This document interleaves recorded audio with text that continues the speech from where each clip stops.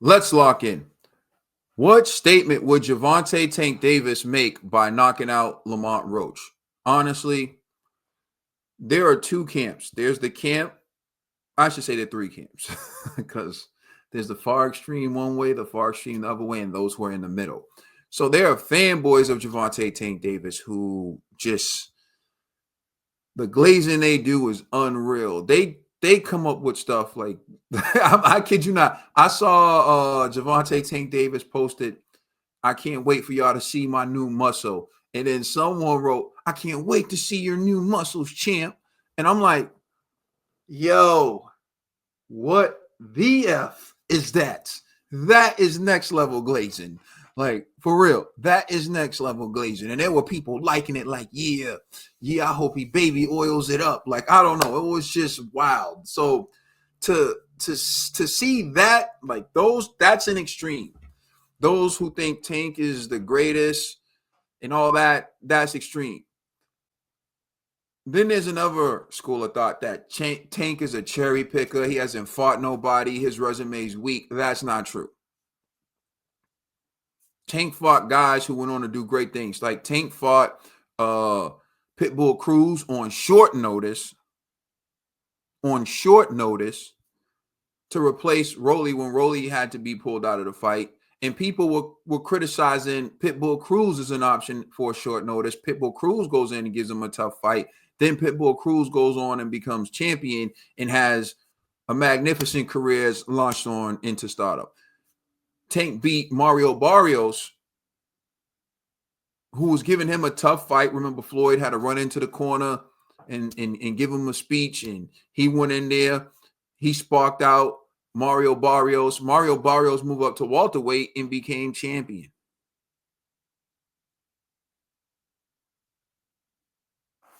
Hector Garcia, Tank took him out, stopped him. Hector Garcia went on to get wins and become a champion. So you can't sit around and try to downplay Tank's resume like he's overrated and he's never fought nobody. The thing with Tank is, if anything, Tank fights these guys before they become champion. So Tank's fighting these dangerous fighters and he's taking them on at a time where they're high risk, low reward. And then people don't realize how good they are until later. Whatever he does to Lamont Roach, we won't know what Lamont Roach is until later. Look at Ryan Garcia. Tank beats Ryan Garcia. And then later on, Ryan Garcia goes and just demolishes Devin Haney. So you can't downplay Tank's resume. Tank's resume is legit. So like I said, you got two extremes. You got those who act like Tank is, the greatest number one pound for pound fighter in the sport of boxing. They're crazy. And then you got those who act like Gervonta Tank Davis' resume is garbage and he never fought a good fighter. They're crazy too. Then you got those who are in the middle. Here's what I think, because I consider myself one of those people in the middle. I think Gervonta Tank Davis is one of the most talented fighters in boxing. Do I think he's number one on the pound for pound list? Absolutely not.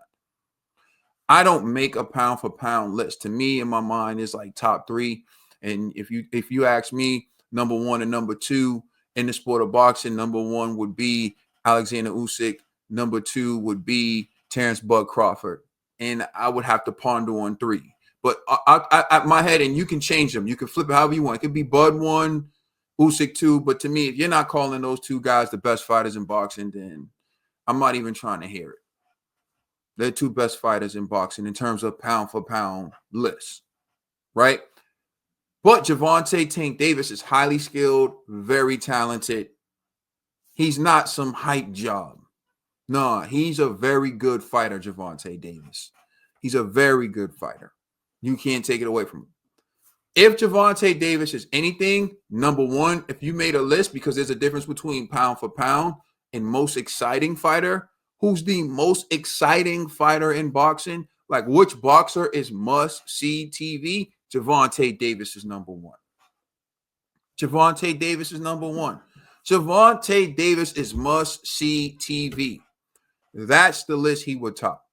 Gervonta Davis is the most exciting fighter in boxing because Gervonta Tank Davis gives you the Mike Tyson effect, but he weighs 135 pounds. It's unique to see a 135 pounder have the one punch knockout power that Gervonta Tank Davis has. That's what makes him unique, makes him somewhat of an anomaly, makes him must see TV. This little dude is a knockout artist. This little dude is a one punch KO machine. And you see some guys knock people out in the lower weight divisions. Like you see in OUA knock people out. Very good puncher, hard puncher. But Tank, it's like devastating one punch KOs Tank has. Like heavyweight type of KOs for a 135 pounder. That's what makes Tank the most exciting fighter in boxing. Some people go a little bit too far and say Tank's the face of boxing. Tank had one really good pay-per-view against another superstar in boxing. And it does take two superstars to make a massive pay-per-view. But to say he's the face, you have to consistently generate numbers. To me, the face of boxing is Canelo Alvarez.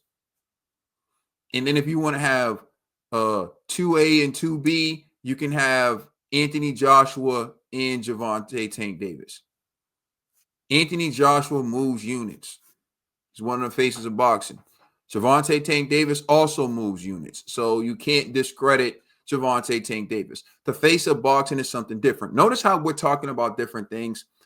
Best pound for pound fighter, the most skilled, talented boxer in the game.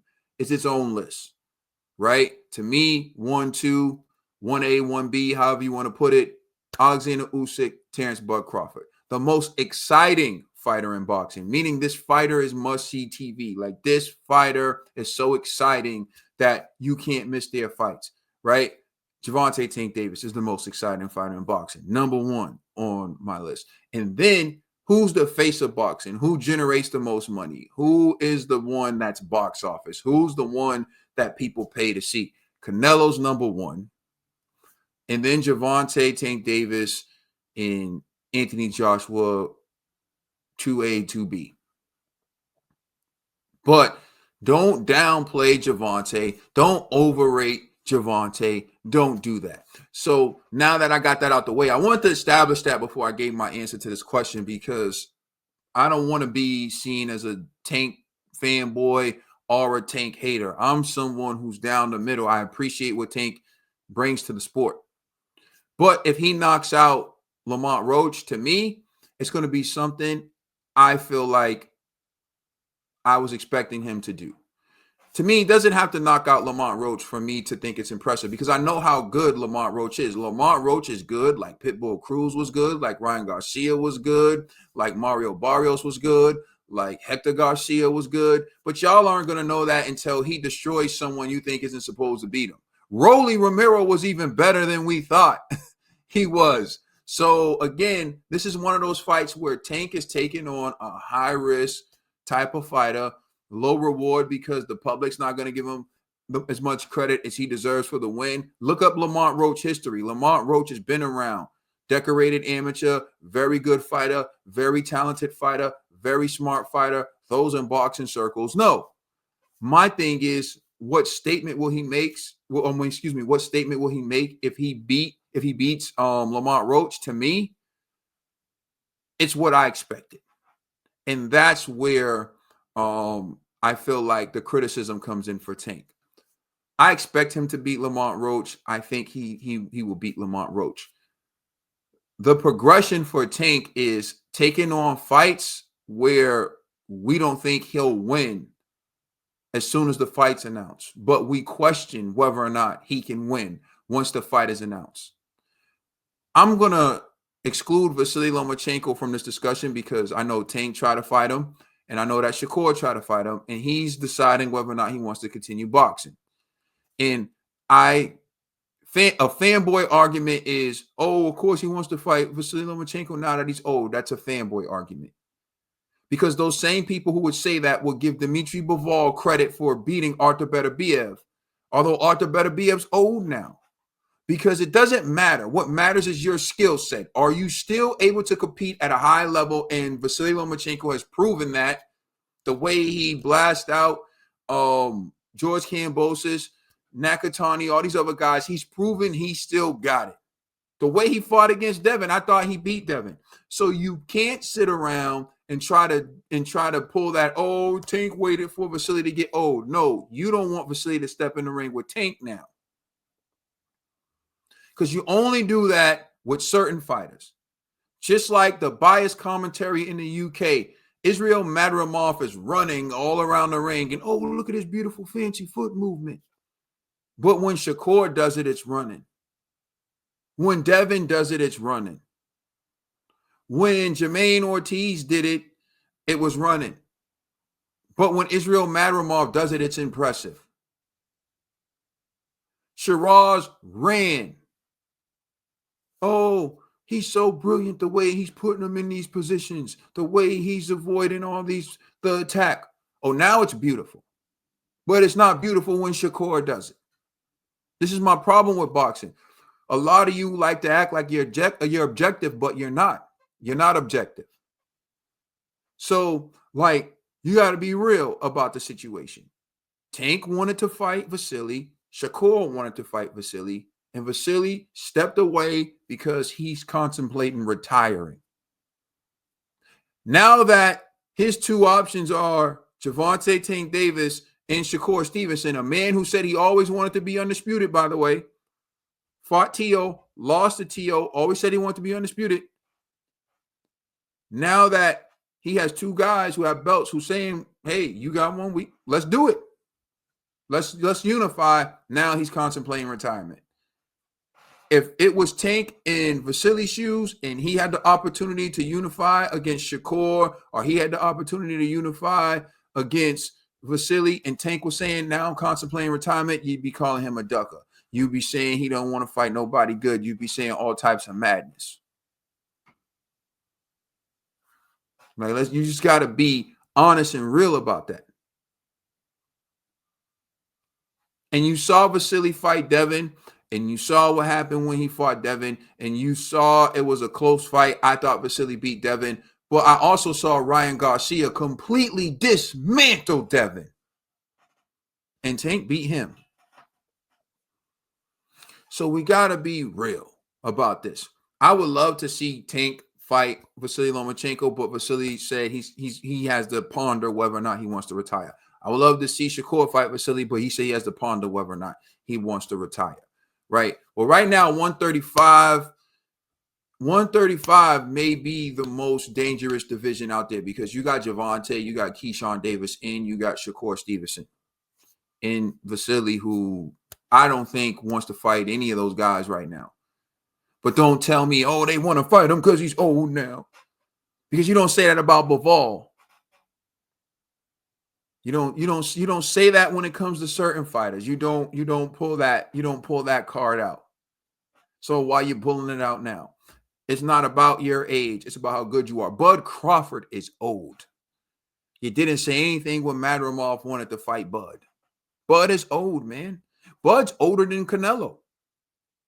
So if Bud and Canelo fight, are you going to say Canelo waited to fight Bud because he was old and then Bud had to move up all these weight classes? See, look at how the deck can be so stacked against Bud and no one cares.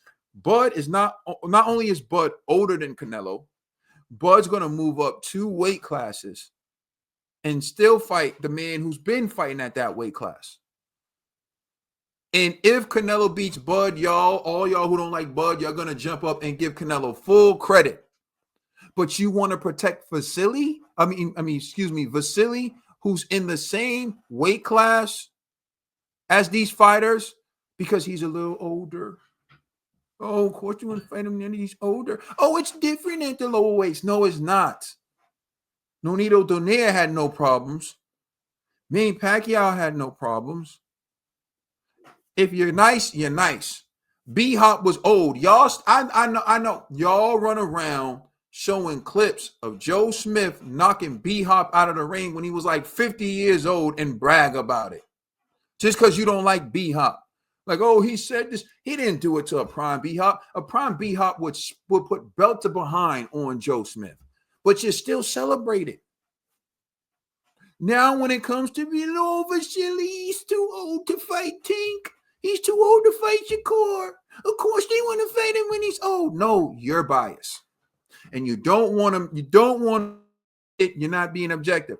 You don't keep the same energy for every fighter.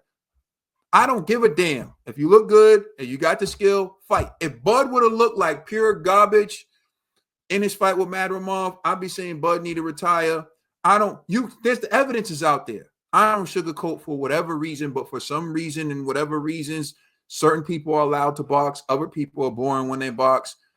For some reasons, other people are considered magic when they can box. Other people are considered runners when they like. At the end of the day, like I said, I call a spade a spade. The issue with Gervonta Davis is he hasn't had the fights where perception going into the fight is it's 50-50. That's what got him 1.2 million pay-per-view buys when he fought Ryan Garcia. The perception was it's 50-50. The perception was Ryan got a chance. There were several people who told me Ryan was going to beat Gervonta. I watched the fight with them. They were like, oh, Ryan got him. I said, I don't think so. But that's why Tank hasn't had 1.2 cents. Because he's not fighting someone that the public thinks has a chance to beat him. And again, like I stated before, I know the guys he's fighting are good. They go on to prove it, but it's about general public perception. So what statement will he make? What statement will he make when he beats Lamont Roach? Because I'm picking Tank. I think he's going to beat Lamont Roach. To me, I think he's going to prove he's a talented fighter. He's a highly skilled fighter. He's one of the most exciting fighters. I think he's going to continue to prove that he is that guy. But is he going to make a statement? I don't think it's going to make much of a statement because it's who you're doing it to. It's the same with Shakur. Shakur's boxing skills are exceptional. But when you're doing it to Padley, you're not going to get the credit. If you can make one of the top fighters look that way, then people are going to be like, okay, now that's impressive. Now I give you credit for that. So Tank's going to have to take on some of the guys who the public some of the guys who the public think can beat him. He's going to have to take on guys like Shakur, guys like Keyshawn. He's going to have to he can take on guys like Cepeda. He's going to have to take on a fighter that the public is interested in from the moment the fight is announced. From the moment you announce Tank is fighting this guy, the public says, ooh, Tank is finally going to get tested. Will that really be the case? Probably not. Maybe not. You have to prove it, but that's what we want to see. From the moment the fight's announced, the public's like, ooh, there's jeopardy in that fight for Tank. I don't think the public feels that way with Lamont Roach. Is Lamont Roach a great fighter? I said it all in the beginning. Absolutely. Tank has been in there with really good fighters. Tank has had jeopardy in his career. Tank has taken risk. Tank is not someone with a fluffed up resume like his haters try to say. The problem is he hasn't had that fight where the general public is like, ooh, Tank might lose since Ryan Garcia. And that's why he hasn't had those pay-per-view numbers since Ryan Garcia. And if he wants to get close to those pay-per-view numbers again, he would really consider fighting Shakur Stevenson or Keyshawn Davis. I'm not going to blame him for not getting Vasily because I know he tried to get Vasily, and Vasily was allowed to sideswipe that fight by his fan base, by the sanctioning body, by everyone because they're protecting him. That's just the reality of it. Anyway, let me know what you think in the comment section. If you leave a comment, I do my best to get back to you, but if I can't, I see it. I appreciate it. And trust me, I don't take it for granted. If you can hit the like button, it will help get this video out to more people and it will help grow the channel. So personally, I would appreciate that.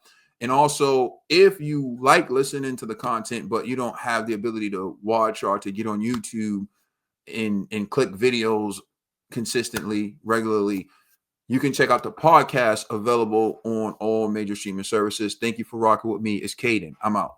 Peace.